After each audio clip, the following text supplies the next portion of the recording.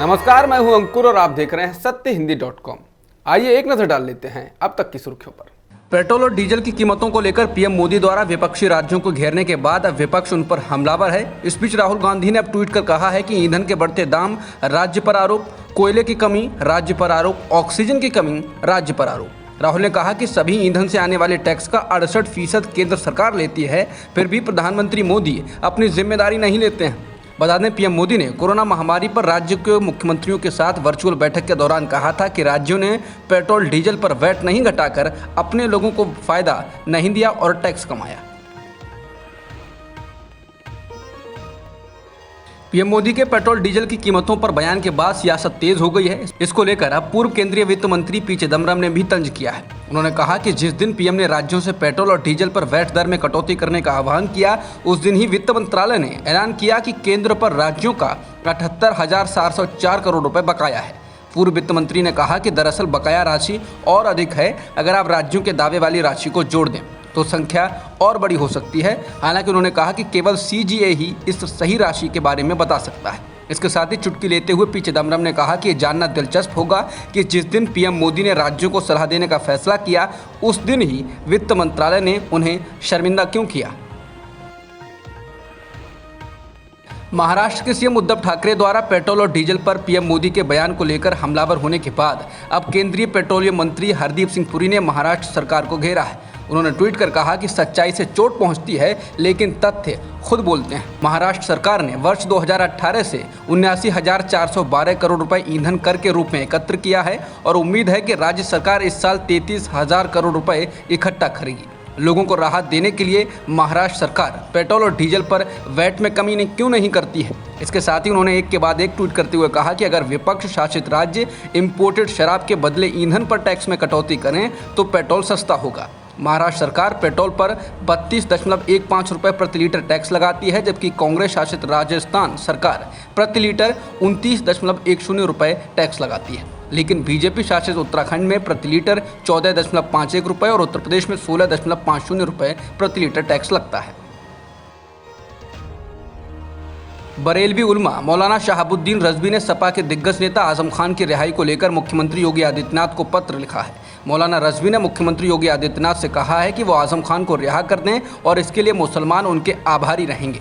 मौलाना शहाबुद्दीन रज़वी सुन्नी मुसलमानों की दरगाह आला हजरत से जुड़े हैं और बीते कुछ दिनों में वो आजम खान के मामले में समाजवादी पार्टी पर हमलावर रहे हैं। मौलाना रज़वी ने पत्र में कहा कि अगर मुख्यमंत्री योगी आजम खान को रिहा करते हैं तो उत्तर प्रदेश ही नहीं, पूरे देश में मुसलमानों के अंदर उनके प्रति सोच में बदलाव दिखाई देगा। मौलाना ने सपा संरक्षक मुलायम सिंह यादव को भी पत्र लिखा है। इसमें उन्होंने कहा कि मुलायम सिंह आजम खान के मामले में चुप क्यों हैं। मौलाना रज़वी ने कहा कि आजम खान पर मुसीबत आई है और सपा ने उन्हें अकेला छोड़ दिया है। उन्होंने मुलायम सिंह से कहा कि उनके प्रधानमंत्री मोदी से अच्छे संबंध हैं और वो आजम की रिहाई के लिए प्रधानमंत्री से बात करें। महाराष्ट्र नवनिर्माण सेना यानी कि मनसे के प्रमुख राज ठाकरे ने एक ट्वीट कर लाउड स्पीकर विवाद को लेकर योगी आदित्यनाथ की जमकर तारीफ की। उन्होंने कहा कि धार्मिक स्थलों से लाउड स्पीकर हटाने और खासतौर पर मस्जिदों से लाउड स्पीकर हटाने के योगी सरकार के फैसले के लिए मैं उन्हें पूरे दिल से बधाई देता हूं और उनके इस फैसले पर पूरी तरह उनके साथ हूं। दुर्भाग्य की बात है कि महाराष्ट्र में हमारे पास कोई योगी नहीं है, हमारे यहाँ हैं तो सिर्फ भोगी। महाराष्ट्र सरकार को सद्बुद्धि मिले, यही हमारी प्रार्थना है। उत्तर प्रदेश सरकार ने अलग अलग धार्मिक स्थलों से बुधवार शाम को 10,900 अवैध लाउड स्पीकर को हटा दिया है। राज्य के मुख्यमंत्री योगी आदित्यनाथ ने लाउड स्पीकर के संबंध में अदालतों द्वारा दिए गए आदेश का पालन कराने के लिए कहा है। पुलिस के मुताबिक सबसे ज्यादा लाउड स्पीकर लखनऊ, जहां से 2,395 हटाए गए हैं। इसके बाद गोरखपुर 1,788 का नंबर है। इसके अलावा राज्य भर में धार्मिक जगहों पर लगे 35,000 लाउड स्पीकर को लाउड स्पीकर के लिए तय डेसिबल लिमिट के अंदर लाया गया है। उत्तर प्रदेश के अतिरिक्त मुख्य सचिव अवनीश कुमार अवस्थी ने द इंडियन एक्सप्रेस को बताया कि इस बारे में 2018 में सरकार के द्वारा जारी किया गया आदेश मौजूद है और साथ ही अदालतों द्वारा दिए गए दिशा निर्देश भी हैं। उन्होंने कहा कि सभी जिला प्रशासन को इन आदेशों का पालन कराने के लिए कहा गया है और उन्हें इस बारे में 30 अप्रैल तक रिपोर्ट देनी होगी। उत्तर प्रदेश के पूर्व मुख्यमंत्री अखिलेश यादव ने पूछा है कि क्या बीजेपी मायावती को राष्ट्रपति बनाएगी। बुधवार को मैनपुरी पहुंचे पूर्व मुख्यमंत्री अखिलेश यादव ने कहा कि चुनाव में बहुजन समाज पार्टी ने वोट तो बीजेपी को दे दिया है, लेकिन अब इंतजार इस बात का है कि क्या वो पार्टी की मुखिया मायावती को राष्ट्रपति बनाएंगी। बता दें, उत्तर प्रदेश के विधानसभा चुनाव में मिली हार के बाद सपा की ओर से यह आरोप लगाया गया था कि बीएसपी ने अपना सारा वोट बीजेपी को ट्रांसफर करा दिया। इसे लेकर ही अखिलेश यादव ने मायावती पर तंज कसा।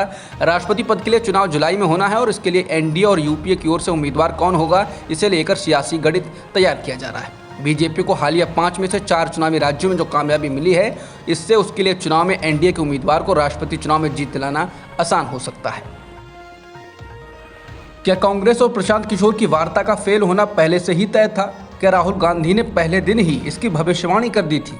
एक रिपोर्ट में सूत्रों के हवाले से यही दावा किया गया है। ये रिपोर्ट तब आई है जब प्रशांत किशोर के हवाले से सूत्रों ने दावा किया था कि उन्हें नहीं लगा कि कांग्रेस और उसके नेतृत्व ने उनके सुझाव में पर्याप्त दिलचस्पी ली थी, भले ही वे योजना का समर्थन करते दिखाई दिए। एनडीटीवी ने पार्टी सूत्रों के हवाले से खबर दी है कि राहुल गांधी ने पहले दिन ही भविष्यवाणी की थी कि प्रशांत किशोर कांग्रेस में शामिल नहीं होंगे और कई अन्य नेताओं को भी लगा कि चुनावी रणनीतिकार अन्य दलों के साथ कांग्रेस का इस्तेमाल करना चाहते हैं।